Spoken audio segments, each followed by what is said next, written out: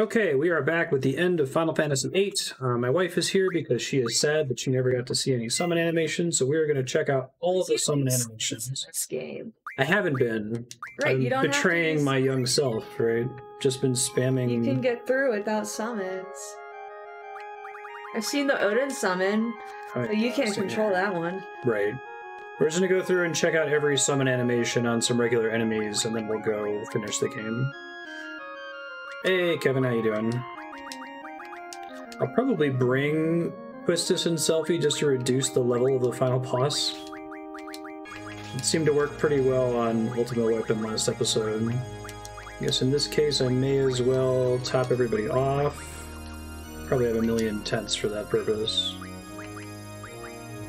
And there we go. Let me make sure that they all have the GF ability. They do not. So I have not been using it. Alright, let's do these roughly in order in which you get them. So that's Quezacoatl, Shiva, Ifrit, Siren, Brothers, Diablos, Carbuncle, Leviathan, Pandemona, Cerberus, Alexander, Doomtrain, Bahamut, Cactuar, Tonberry, and Eden.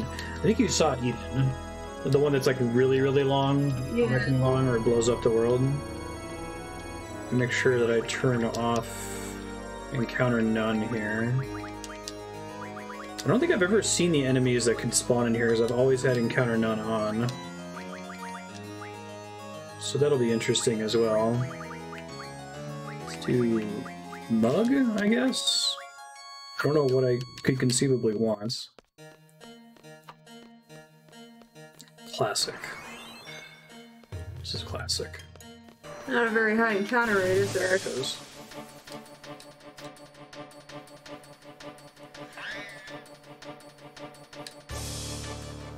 Back attacks.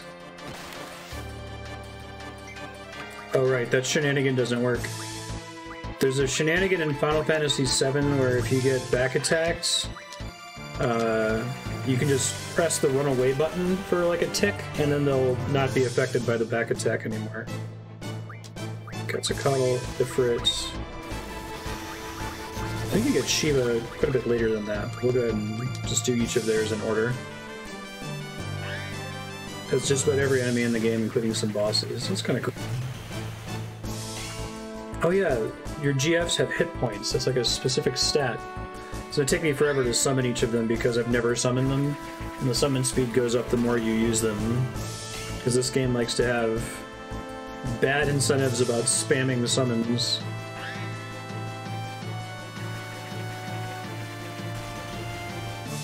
Hopefully none of them die while I'm trying to summon them here. Don't cast Berserk, dude. You're a dick. Watch Zell just killed him. Okay. Hellfire! Here's Ifrit.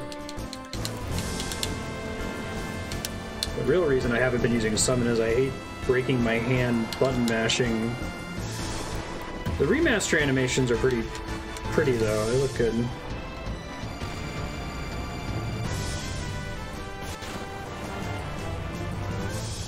They're fine. Yeah, and yet everyone survives the blast. Not even that big of a deal, really.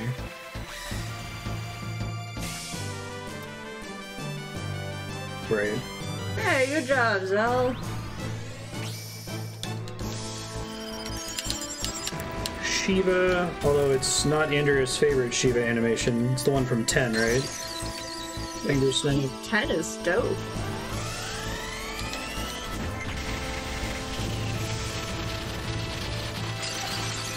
That's this one.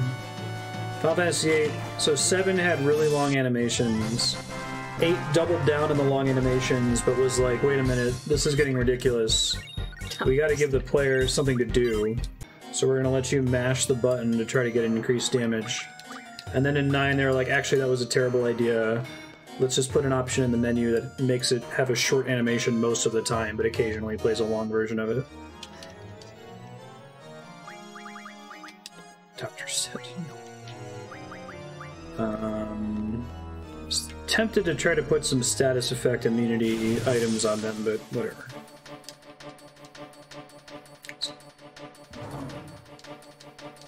So Ifrit and Shiva. I'm gonna try Quezacoatl again with Zell. Carbuncle, which I think I've actually cast Carbuncle fighting Edea, but whatever.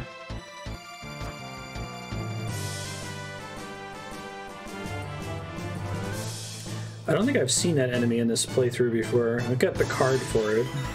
This one. I feel like this game doesn't have a lot of, like, unique enemy models in it. Maybe it's because I've always played it with Encounter None and I don't see most of them. Compared to something like 7, which has, like, a comical number of them.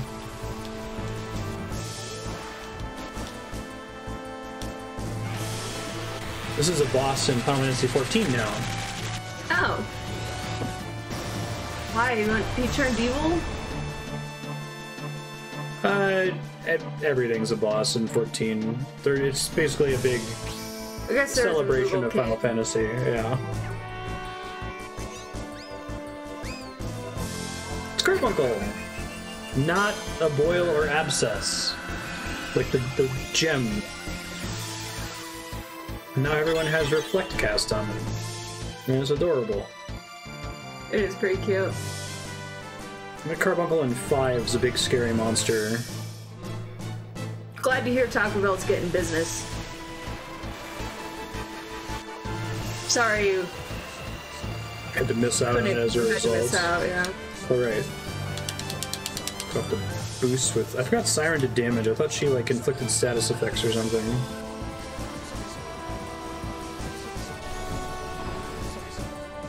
God, I killed something with a summon. Appreciate it, Islua. How you been? Brothers... A pretty silly summon animation. Diablos.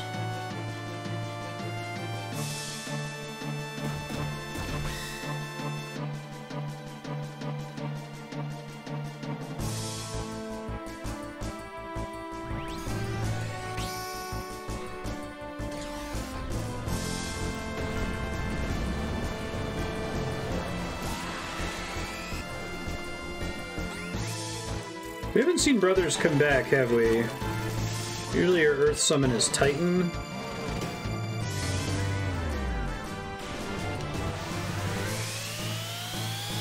King Fall fast. Nice. It's still in like the 90s here. Right? Weather? Sanfei was the 90s. I don't know if it's that hot up here. We were 95 when we came up the hill from our last Taco Bell pickup trip. Sure. Tornado Zone. You don't really get a lot of wind summons either. Garuda's in Final Fantasy 11 and 14, but... ah, shit. I don't remember if there was a wind summon in 6 or 9. Wind and water are kind of underappreciated elements in Final Fantasy. The 110s in Las Vegas. Oh, God. I experienced 110 for the first time ever in Vegas. To me, it was like, this is Diablos. I was like, there can't be a difference between like 100 and any temperature higher than 100, right? 100 just means too hot for human. Humans are not meant to exist at this temperature or above. I think this might be my favorite one so far. Diablos. Badass and cool.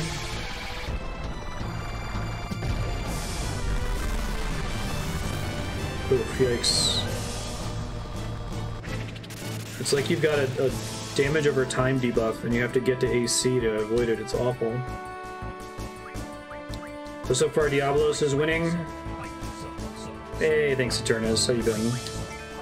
Alexander and Tonberry.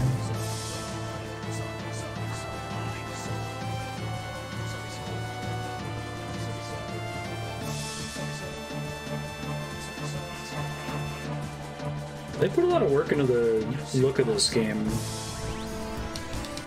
Whether it's mechanically finished or finished from a story perspective, it still looks great. Especially compared to 7.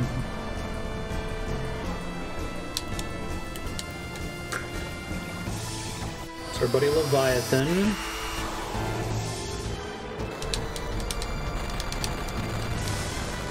One of your few occasionally story important summons.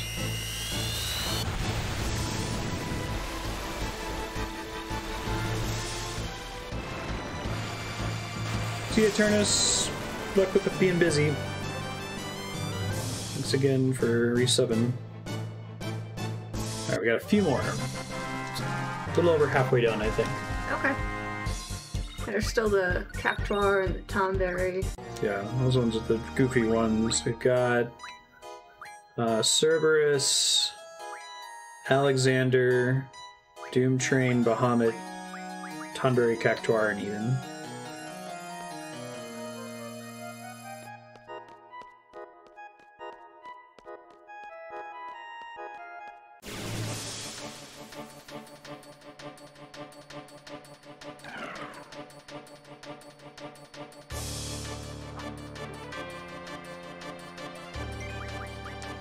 Have you seen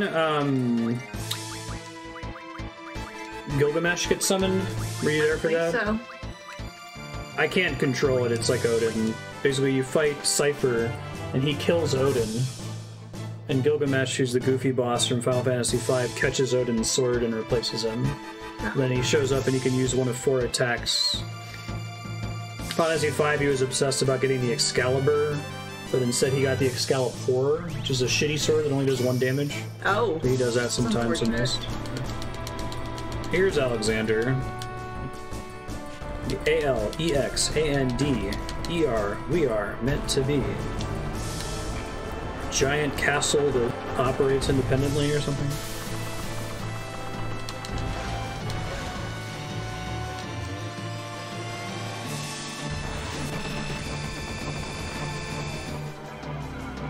Does that one beat Diablos for you? Nope. You're just a fan of Satan.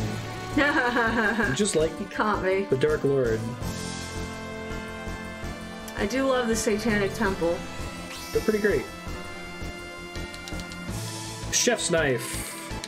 I'm glad Tonberry got summon representation in this game.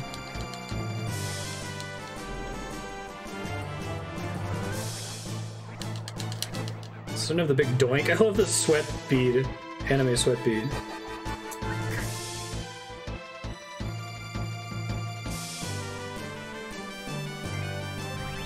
Counter rockets. Is Cerberus? Yeah.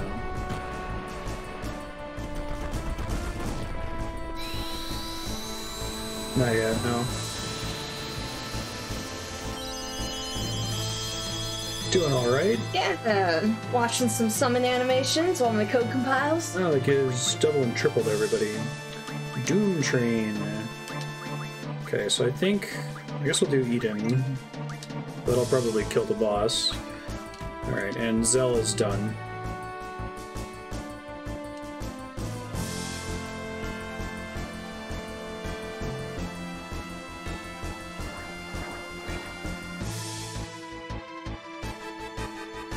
This thing really doesn't hit very hard. Nope. Welcome to Final Fantasy VIII. Doomtrain's pretty sweet. I forgot about this animation. Because this gives them like every status effect, or it gives them like a select number of status effects, including a 100% chance to inflict meltdown, right? Yeah, this one's pretty good. Good. I like it. I want to see it again. It's in space. It goes 666 miles an hour, or something. Alright, there's like 2 or 3 left. It's Cactuar, Bahamut, and Eden. I remember using Bahamut a lot in 10. Make a flare. Yeah.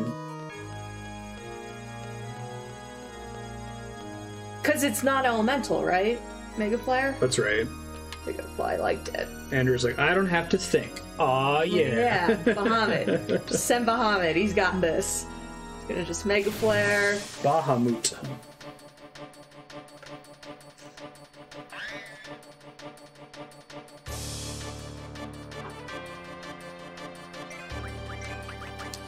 Let's do Cactuar first.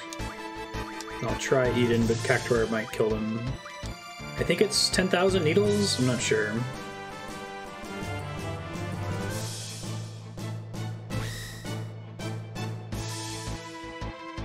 You deal non-elemental damage. Chupon, Typhon, one of them. And 7. Ah.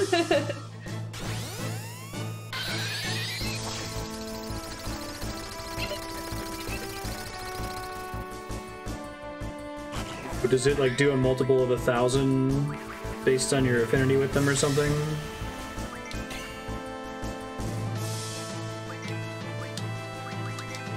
It's gonna get killed by Eden, but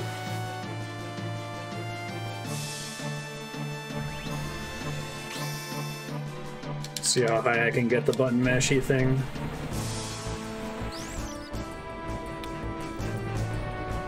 Oh fuck, I fucked it up.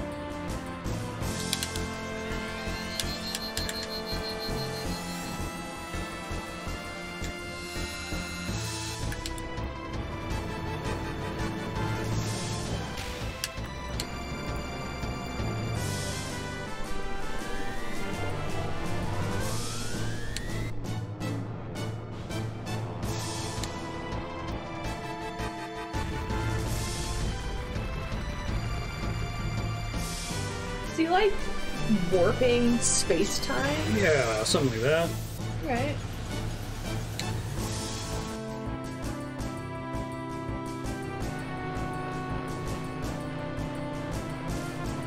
Hey, I got to the max.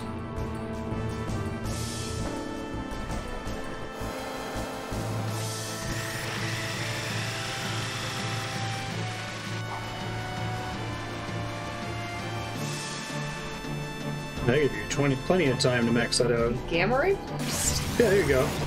This poor unicorn monster just got fucking annihilated. Oh, everyone else is. Oh, I would have loved if it had still been alive. Yeah. It fell down and I was like, I'm good. There are definitely some regular mobs that could level scale high enough to have more than 15k health. Alright, one more, Bahamut. And Andrea can go back to her compiling code.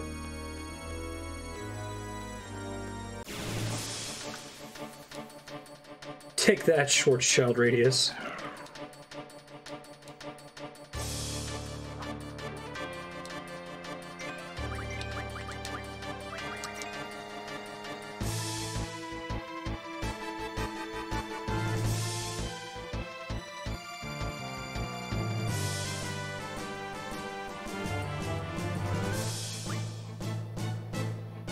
Why did he take so long to attack? That was weird. Mega Flare.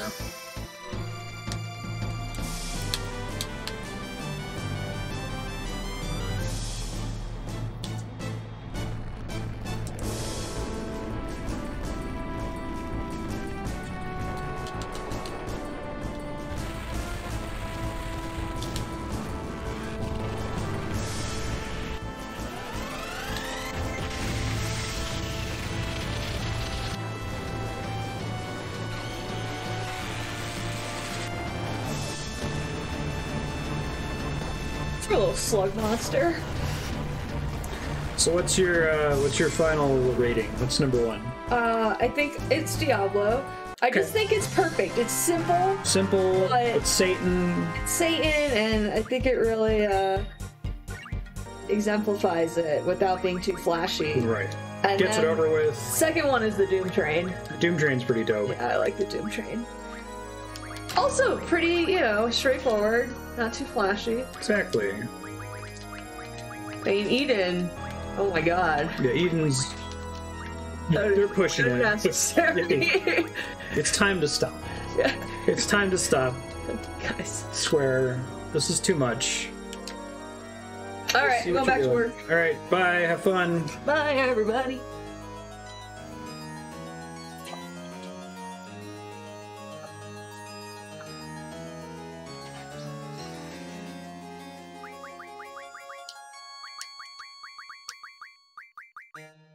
See if this ultimately is worth it. It might not be.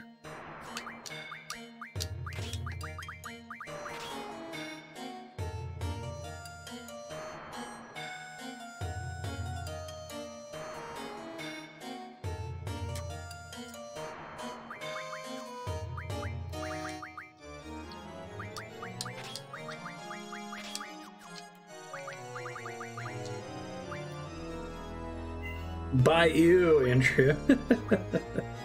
Oh.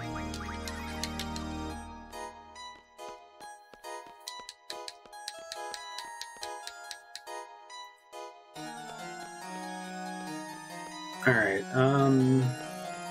kind of remember how to get where we're going. Encounter none is on, so I guess it doesn't matter. I don't think I'm actually going to use their...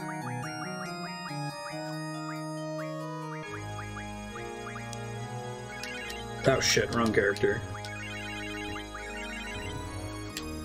Wait, I can switch really quick.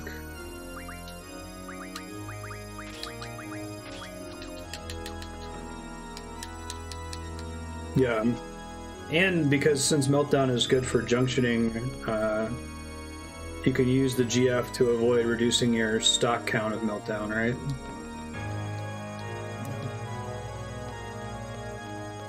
I'm definitely letting down my child self by not having used GFs throughout the whole game.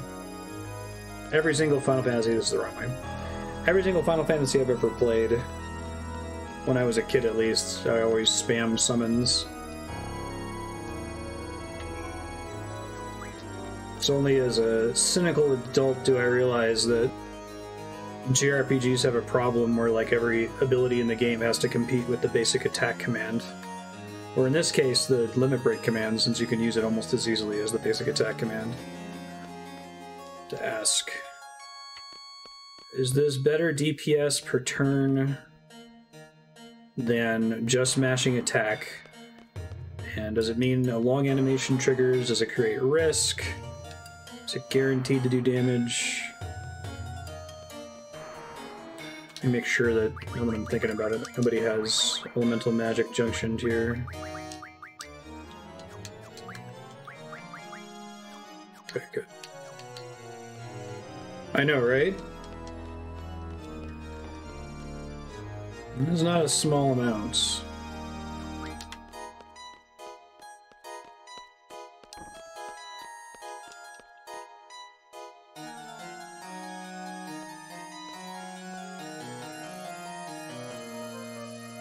I wonder which game has the highest percentage of its available, like, abilities, spells, castable abilities, that kind of a thing, that are all useful in their own right and have a good chance to be used throughout the highest percentage of encounters in the game in like an optimal speedrun playthrough.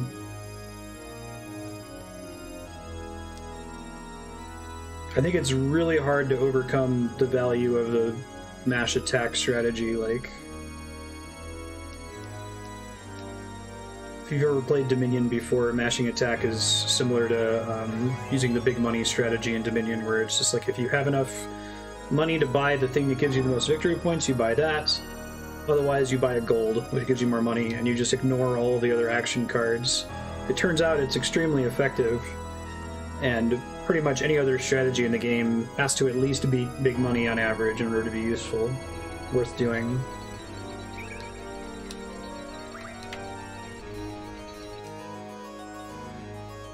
Keep an OP grind save at the beginning of the game to one-shot everything on story playthroughs.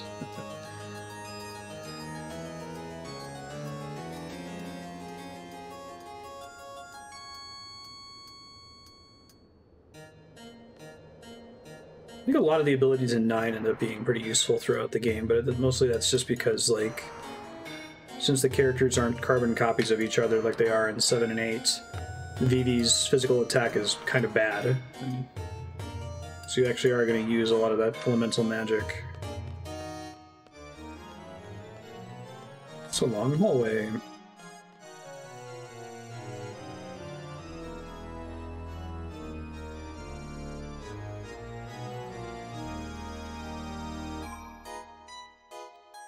There's a warning at the door. Don't remember. Master room.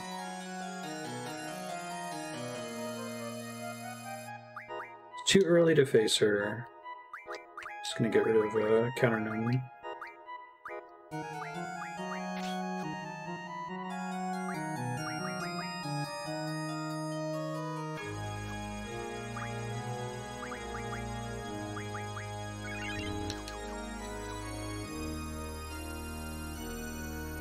A lot of situational awareness of the abilities in 9 compared to a lot of games where it's less worthwhile to experiment because you already have something that works. Right, you only have access to those abilities after learning them permanently or while with something equipped. That's a good point. I think that that's probably the bigger problem. The risk element. This is a great theme.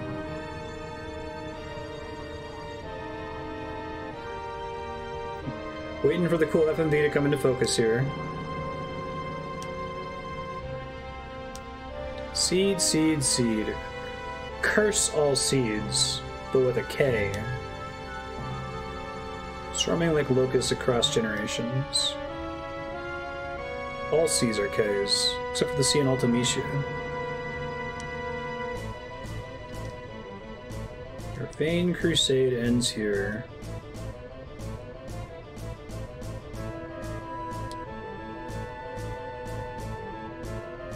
I might lose here, even though I beat Omega Weapon first try.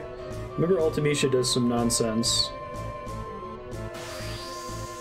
I wonder how she speaks in the Japanese they localize that as, replacing her C's with K's.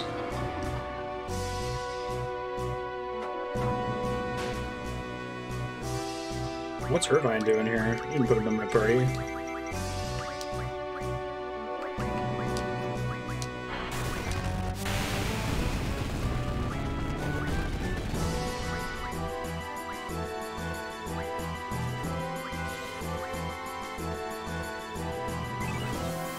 Russian accent? No, that's fair.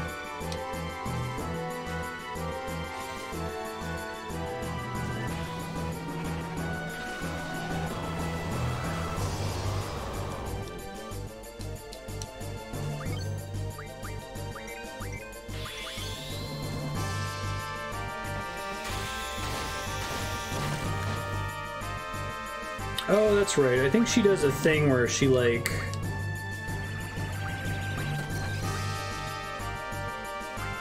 Can aura be dispelled? I can, okay.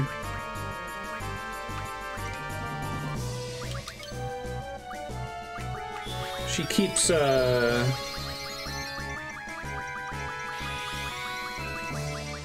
killing party members and then they get replaced or something like that.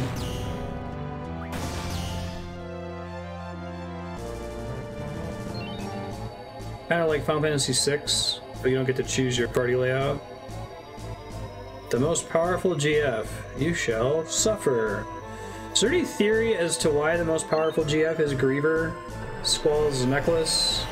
Like, if the Ultimecia is Renoa theory were true, it would make sense, because it's like, oh, it's this thing that has meaning to Renoa because she got it from Squall, but why does Ultimecia give a shit about Squall? Buckfart, I forgot we named him that. Perfect.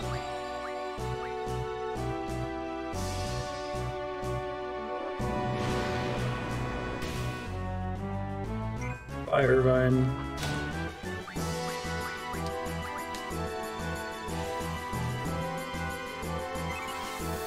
So why does Squall have the best GF? What's so great about him?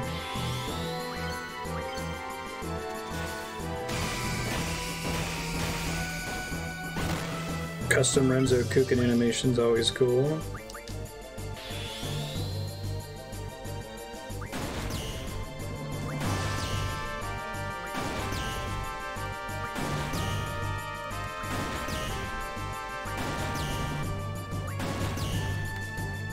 Traded as an intimidation tactic to fuck with Squall. Okay. Still gotta hear, is it Maybe I'm a Lion? Is that the one that's basically the smoke on the water?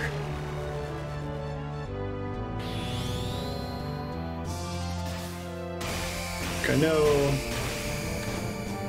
Uematsu likes deep purple. Dag, yo.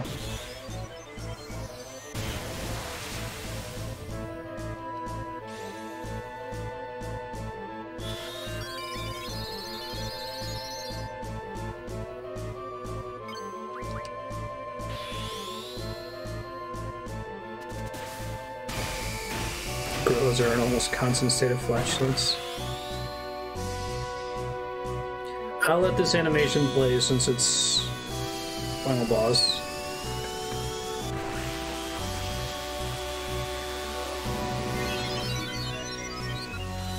Well, notice how the earth there is tiled? I've never noticed that before.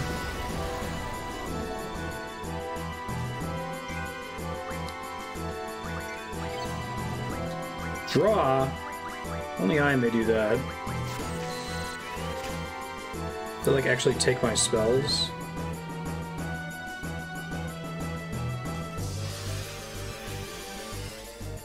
Asshole. I guess he's not casting Kiraga on himself then, though.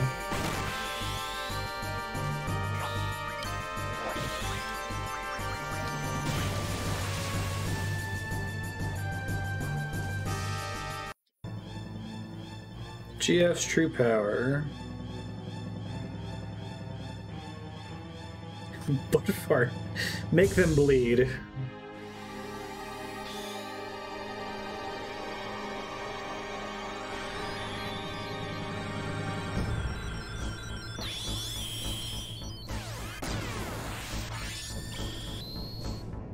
These animations are really cool. That's bad.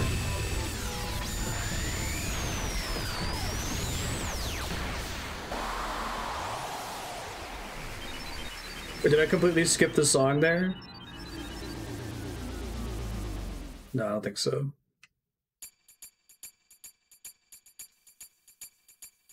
I shall junction myself unto butt fart. There we go.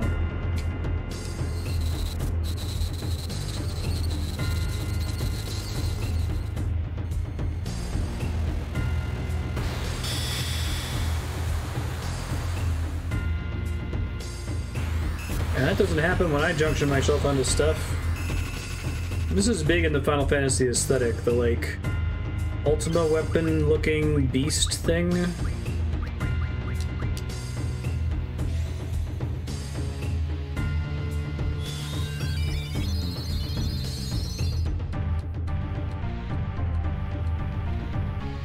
Very familiar riff.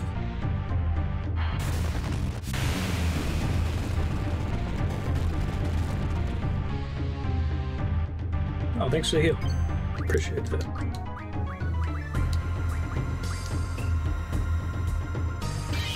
Yeah, that's basically the same as what happens in the Kefka fight.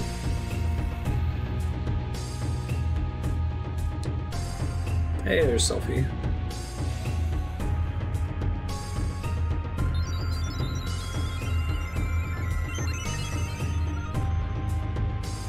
Smoke on the water. The main riff.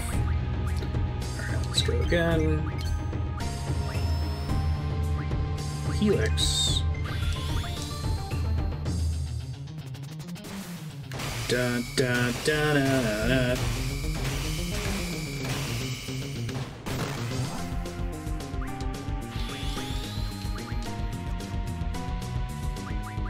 Dude, I don't think I've gotten. I haven't seen Lionheart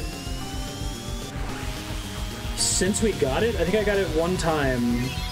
I never procced on Omega Weapon, ended up not mattering.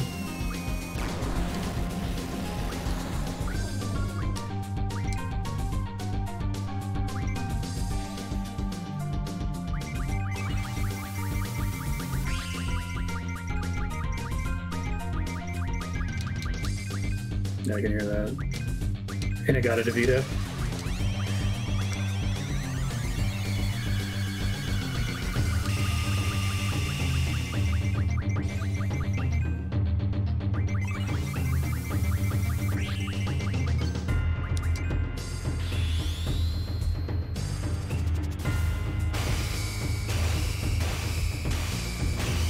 The Simpsons joke, right?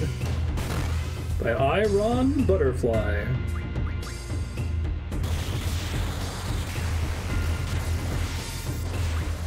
I forgot that the whole "Maybe I'm a Lion" thing is something they say in the Black Mages version of this song. I thought they had a little voice clip in this one too.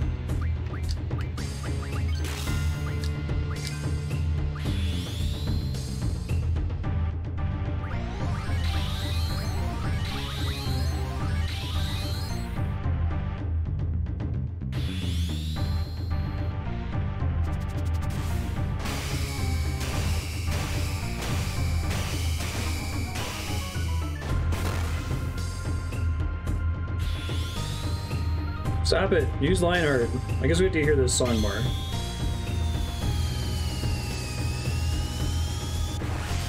I know, right? It's been on Rainwave and...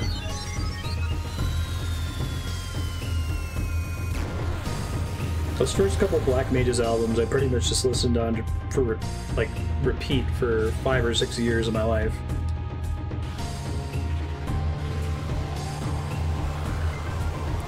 One of the tracks, the Black Mages version, is way slower than the OST versions. I don't like it as much. I think it's the FF6 boss theme.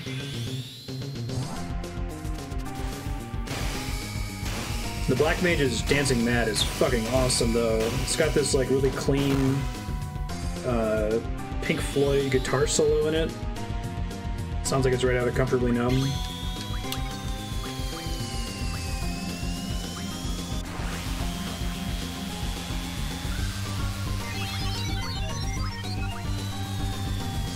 The weeping guitar solo.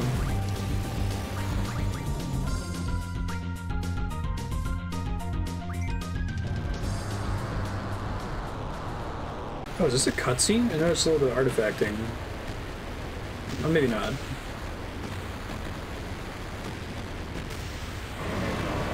Wonder if it was a pre-rendered video. I want to see what Squall looks like when he junctions to Cactuar.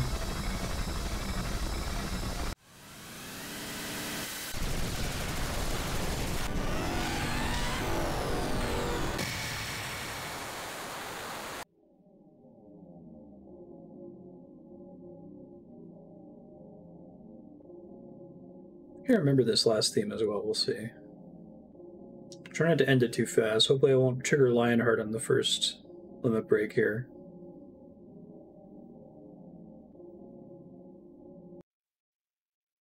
It's cool, you get the party select pyramid.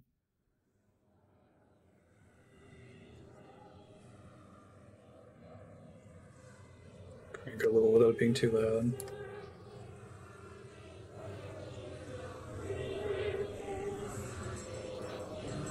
Hey, what happened to your face? I am Ultimecia. Yeah, we know. Time already did compress. We let you win. All existence denied. I feel like it's something FF8 excels in the presentation department. For all of the stuff I've been talking about with the game feeling unfinished. I didn't realize there was a little Ultimecia under her. It's another Final Fantasy aesthetic like with Anima. Oh, Jesus.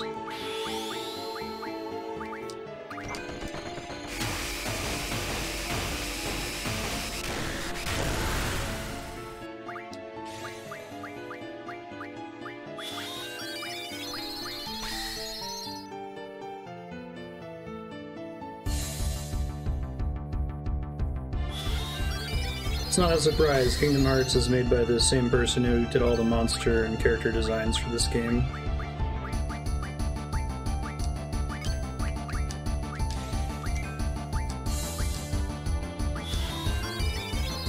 This is a pretty sweet theme. I like any boss theme that brings back the like regular battle motif, the dun dun dun dun dun dun dun dun dun dun dun dun dun dun dun dun.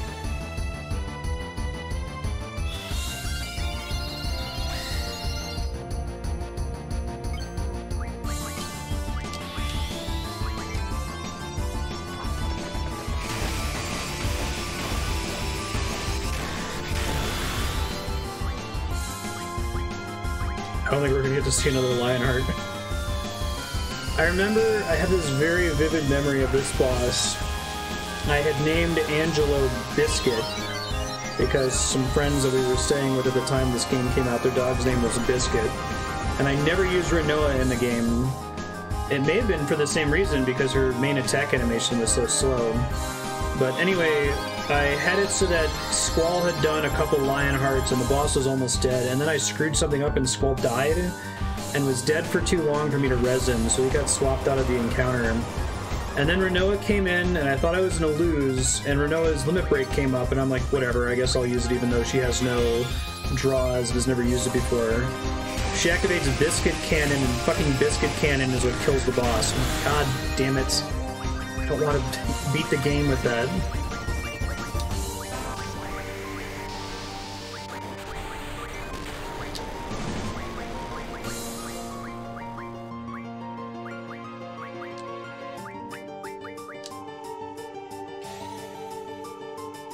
Yeah.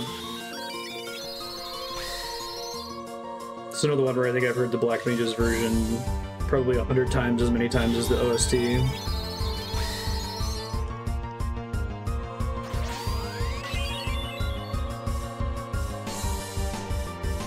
Spells for Raga was blown away. It's kind of a neat mechanic for blowing away spells.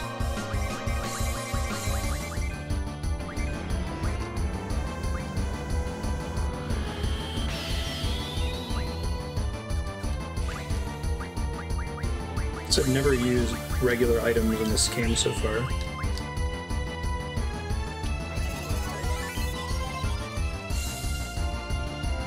I think I put on the item mechanic in combat to use Holy Wars.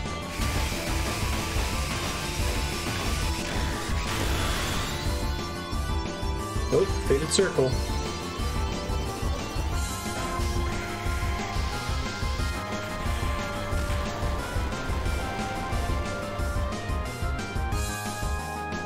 Sensation, your words.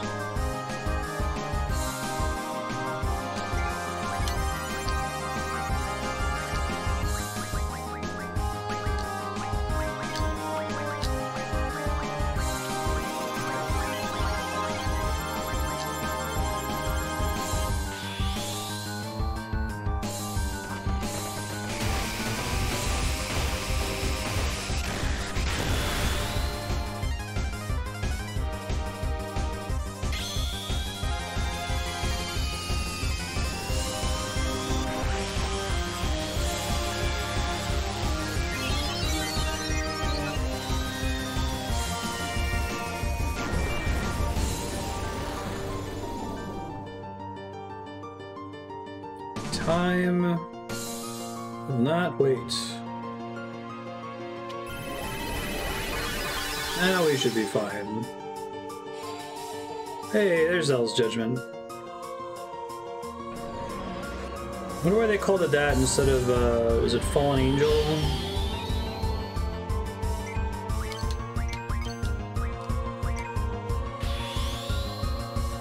It's her third cast of it. That must have been what got Squall killed in my first playthrough of the game. No matter how hard you hold on, it escapes you. Oh, it wore off. Oh, never mind. Did not. Flare and Holy.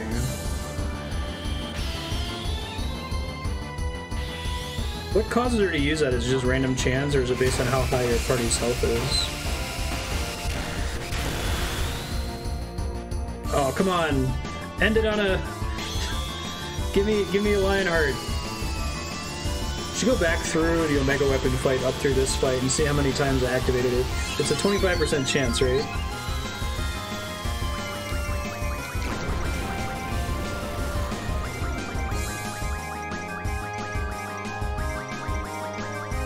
And...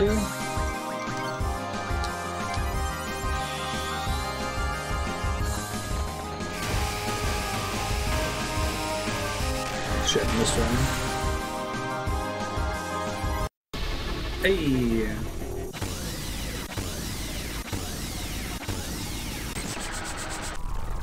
Oh, so much for Lionheart.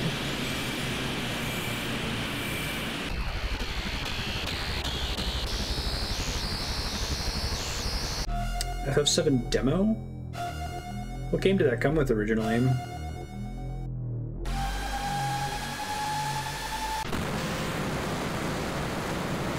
Remember the 8 demo, I think, came with Brave Fencer Musashi.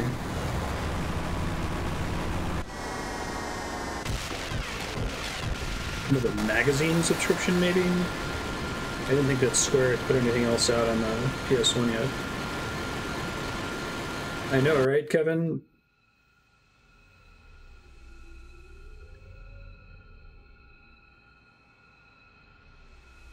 If you thought the ending of 7 was confusing... Actually, no, I didn't think 7's ending was confusing. I thought it was super straightforward, and then they just made a sequel that pretended like it didn't happen. No, it's fine. Everything's fine.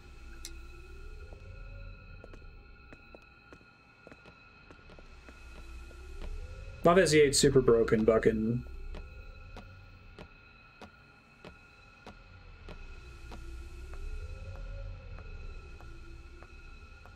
So Advent Children one time around when it came out, and I liked the visuals, but I think it was the origin of me not liking Tetsuya Nomura and team. I know he didn't direct it.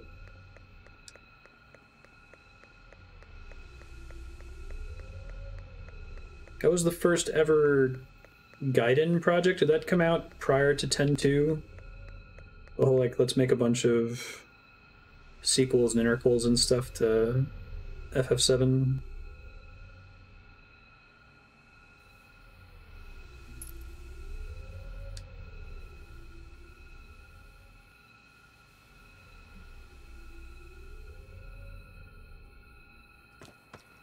Hanging out in a void, guys. I feel like this void is strictly worse than the nice, fancy castle that Ultimecia built in time compression.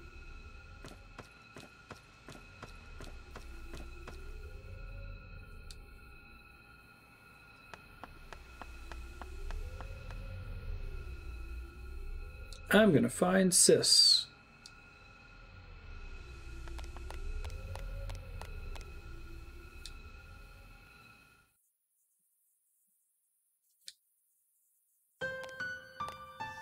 I feel like I don't remember this very well, but I remember it being one of the coolest FMVs in Final Fantasy, even though it's completely bizarre.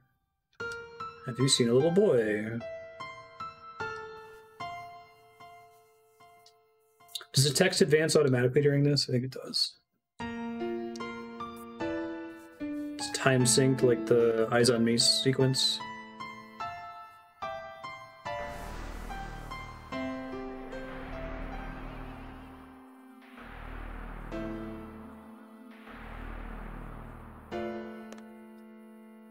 Okay, so it's like, it's a stable time loop like FF1, kind of? Interested to hear Aki's hot take on the ending. Time gets compressed, and that's how Edea had her powers in the first place. Edea was the first person to get Ultimecia's powers.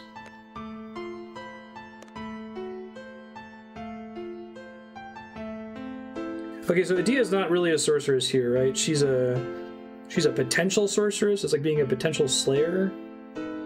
She has the ability to acquire sorceress powers, which not every person has. But she doesn't yet have any magical abilities, like Renoa didn't. Well, she said I am one too, but I'm just confused as to whether there needed to be more text there saying I'm a potential sorceress.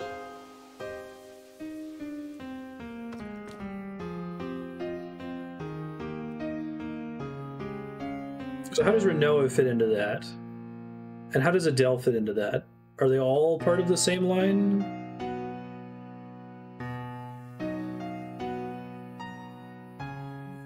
And we plant the idea of seeds in her head, which is fine. If you're going to do time travel, stable time loops to me are the way to go.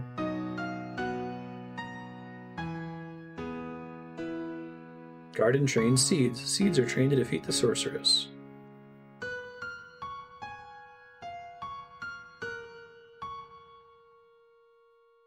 Yeah, I remember her saying she... Oh, okay. I remember her saying she encountered a sorceress, but I thought that was her talking about Ultimecia in this ending sequence. So another more different sorceress.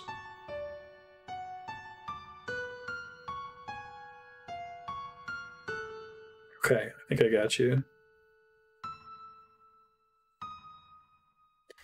And Elone is also a sorceress on a separate passing a powers chain. There are other sorceresses other than the Great Sorceress Hein, but Hein is like the most powerful one.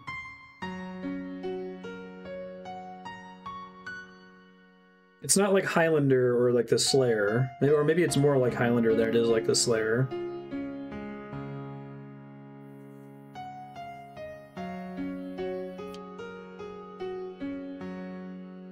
Alone just happens to have a non-sorceress related ability. Okay, gotcha.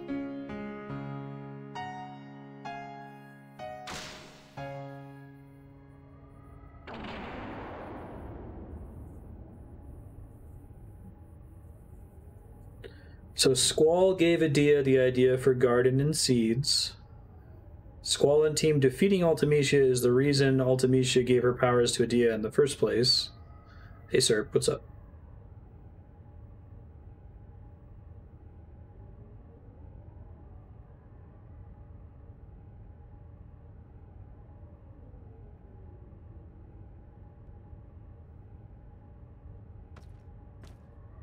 A lot of nuts.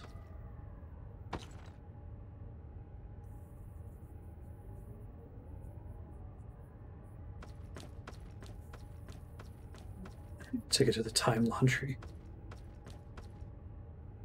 Time dry cleaning.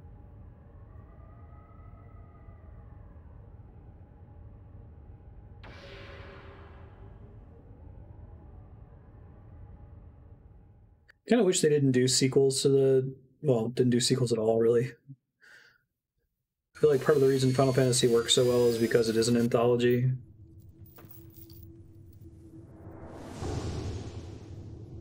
I haven't seen the 13... Well, I haven't played 13 at all, but I've heard that the 13 trilogy is kind of like one complete story, so maybe that's not as bad if they planned it out that way. Crisis Core is fun and has one of the best endings in any of the games, but I don't think it justifies how silly the rest of it is.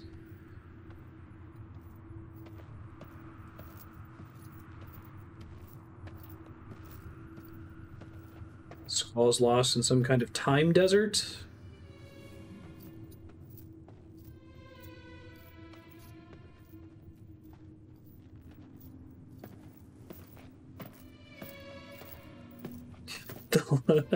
The last 15 minutes of Crisis Core is the best Final Fantasy spin-off. There you go. Whole game is validated by that. The rest of it's kind of just like, ooh.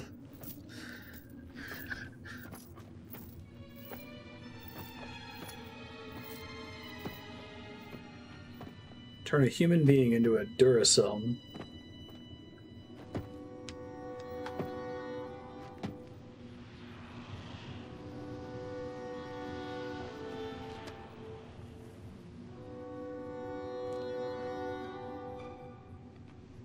So mad at Hollywood for pressuring them to change the Matrix from being processing power to being batteries.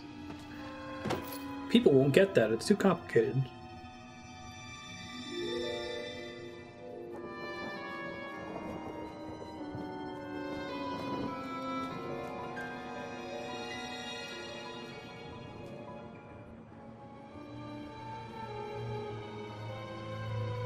Yeah. Morpheus is just wrong. It's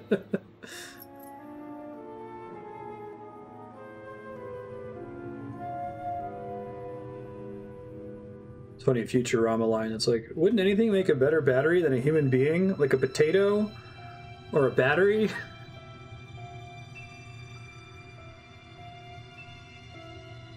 Hey, it's that feather from the opening cutscene.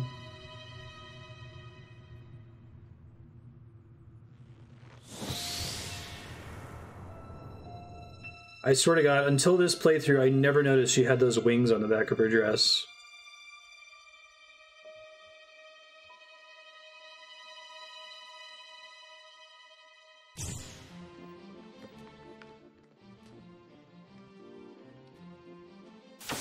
Do you like how many of these games have a weird as fuck ending? Or at least a bittersweet one. 9's a pretty flat, happy ending. After a while. 6 is not great. 5's alright, I guess, but still not great.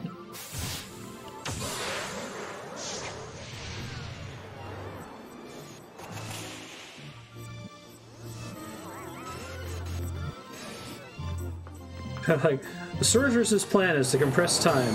We have to stop her. The first step of stopping her is to compress time.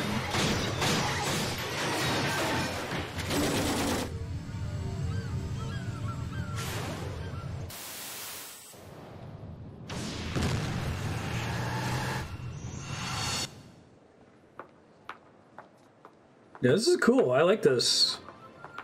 Disc 4 in Final Fantasy VIII is great. It's one of those, like, the Underpants gnomes.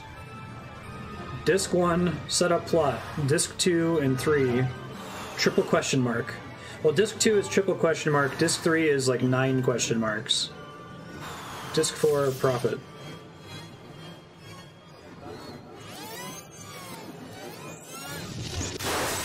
Seeing if, like, Renoa's everything, then if she's Ultimecia, that's super cool. She's not, but I don't mind it. It at least ties into... It makes Renoa important instead of random.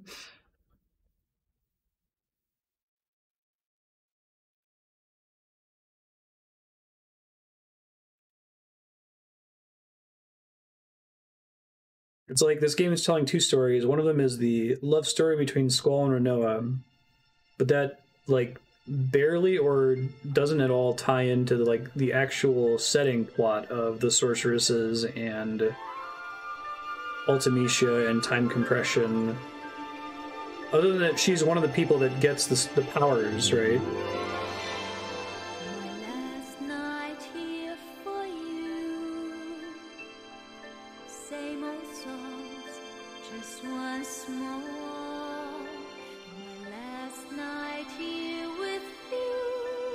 I think it may have just been a thing where, like, Sakaguchi was flirting with this concept of, like, I want a love story to play a really important role in the main plot.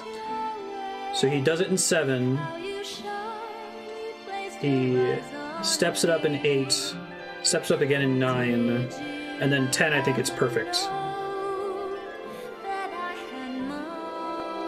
Like, Titus and Yuna are the story of Final Fantasy X, right? Provided that you pretend 10-2 doesn't exist.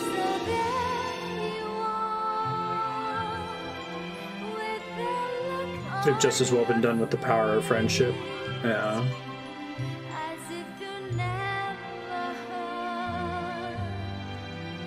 I do like the way 9 plays out, and it is important to the main plot. I think 9 gets a little weird towards the end of the game. It kind of loses its focus on that element. That element's still good. I guess I would say that the love story in 9 feels like the love story in any good Hollywood movie, like Han Solo and Leia, where, like, that's not the main plot, but it resolves perfectly fine and it progresses perfectly fine. But it's like that is the core, the emotional core and the plot core of 10. The whole concept that, like, all this time Yuna was planning to sacrifice herself, and Titus isn't going to let her do that. He's going to be selfish, and he's going to be the one who sacrifices himself. But then it turns out that he's, like, the clone of a pop star's boyfriend or something. What the fuck happened in 10-2? No. Just pretend that doesn't exist. Yeah, this is a really pretty sequence.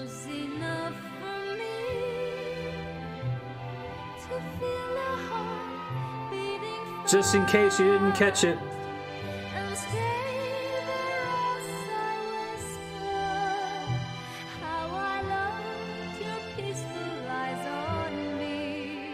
Give me an 8 prequel about Laguna.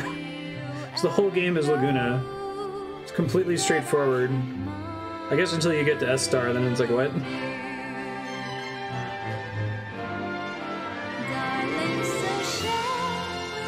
Yeah, Power of Friendship has been a... I'm sure you can find like an Ebert, Siskel and Ebert review where they complain about that being the path to solving a problem.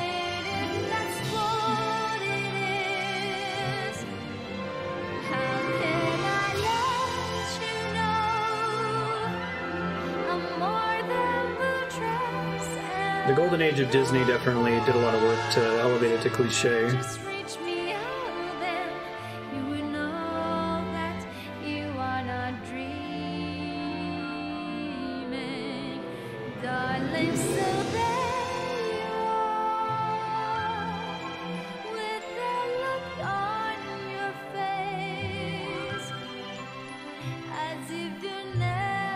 I don't think it's necessarily a bad cliche. Like, there's only so many ways to tell stories, there's only so many morals you can try to impart.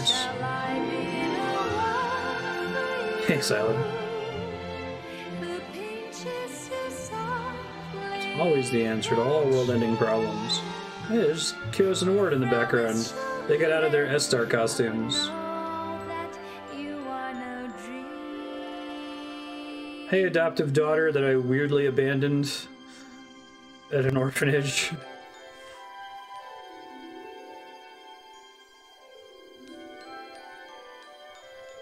Wait, so was Lavina being serious there? I thought that was just like him being hammy.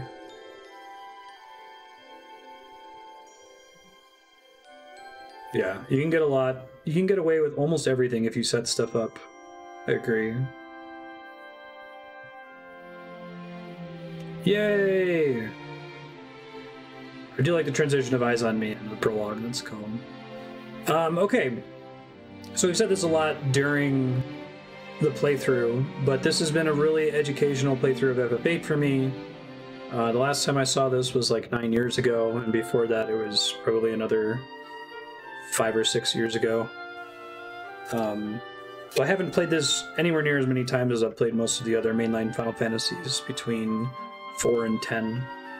I think that this game is very interesting. It's not a complete train wreck shit show like Metroid Other M or Resident Evil 6 or Sonic 06, but it is probably the biggest train wreck that the developers successfully covered up.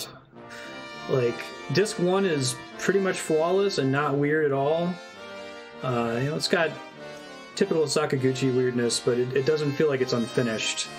And then 2 and 3 just feel super rushed, like someone's working off a list of bullet points, right? And it gets more and more like, you got this tiny little square of butter for discs 2 and 3, and they spread it out over so much bread between those two discs. And then it kind of comes back together at the end of disc 4, where it's like, maybe if you're playing this blind when you're 12 years old when this game came out, blind when you're 12, and you get to the whole thing with time compression, and the game basically tells you, hey, time compression means this stuff's going to be really weird and bizarre. Then you're like, okay, well, this has all been bizarre, so I guess that's fine. That's all consistent. But if you play it again expecting sequences like S-Star to make any sense, or like going to space to make any sense, and then none of that's set up, it just happens within like a couple lines of dialogue, it seems clear to me that there were some cuts. I don't think we're ever going to get a documentary on what happened to Final Fantasy VIII. Like I said earlier, like, you know, in the video game and the film industry, you don't talk shit about shit shows in development because it's a way to not get hired again.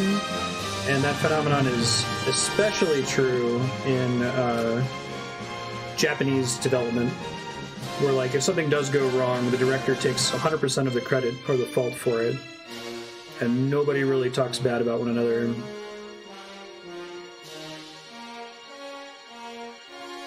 But I don't think the game is bad, and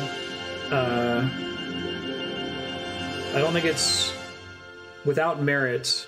It's just, it has a lot of really bad problems mechanically, where most of their ideas seem like they got through the first phase of testing and then just kind of fell apart in the late game.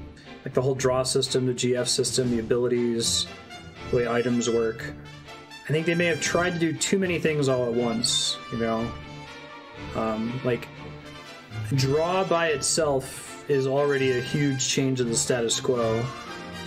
Just if they just let you get magic by stocking it through stealing it from enemies, but then also having you junction that draw magic to your stats. It's a completely different, also busted idea, right? And if they had focused all of their time on one of those little ideas, I think it might have worked a little bit better.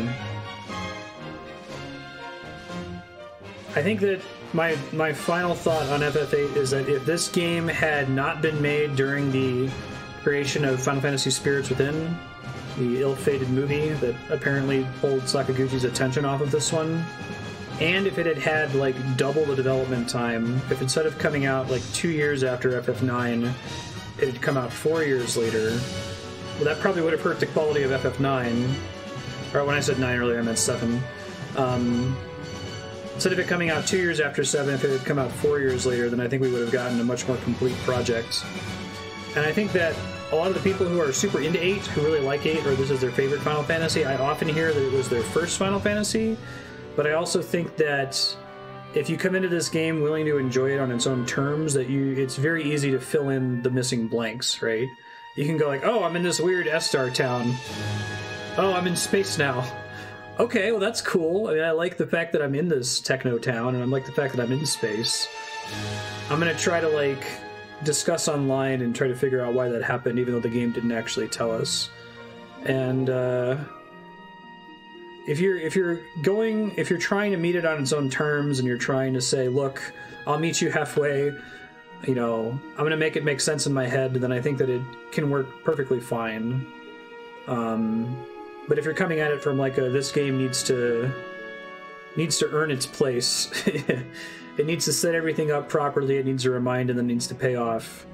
I think that it does that just fine in Disc 1, and it doesn't matter in Disc 4, but Discs 2 and 3 are a nightmare. Yeah, I think the music did for me as well. This soundtrack is still amazing, the graphics are still amazing, the character art is still good. There's a lot of cool scenes. I don't mind going to space, I don't mind going to S-Star, I don't mind even the whole orphanage concept, which I think is the weakest plot idea in the game. Had that been established better and been less abrupt in that basketball court, it could have been cool. Like if they had focused a lot more on the whole GF's cause amnesia concepts, like if that had been a core plot thread, that would have been much preferable, I think, to me than this is the way we're going to justify how they don't know each other, and then we're never going to mention it again as a plot point. Sony bears a large part of the blame for how rushed it ended up being. Yeah, pushed to coincide with the release of the Dreamcast. That makes sense.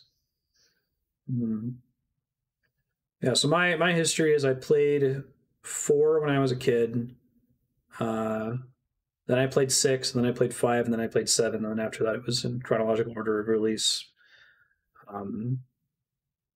So I didn't hate this when I played it as a kid. I remember I had that whole, like, this feels weird, but I don't really know how to describe it.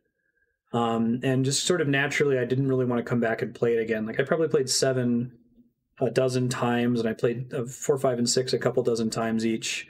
But 8, I really only ever played once or twice. That didn't really stick with me. It was probably more that the mechanics of the draw system were so broken that you're basically playing the game with a Game Genie without spending too much work on making that happen. It's been super interesting. Thank you, Aki, for being patient, explaining what's going on, and referencing the secret codex system in the game. I'm actually curious. I'm going to load if it lets me. It might not, because my controller died during the cutscene there. Yeah. I'm curious if they add more codex entries, like as far as getting to the end boss, you know. Let me see if I can pull it up here.